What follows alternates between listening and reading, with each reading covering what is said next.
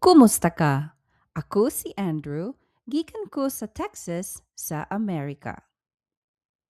Minyo ko sa usa ka gwapa ug puutan nga Pilipina gikan sa Cebu.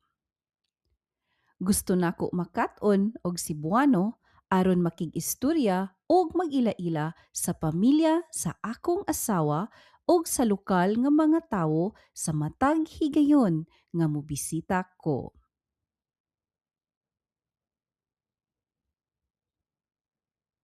Gusto pod nako nga hingpit nga makatunan pa ang kultura ug masuod ang akong mga pamilya na karon sa Cebu.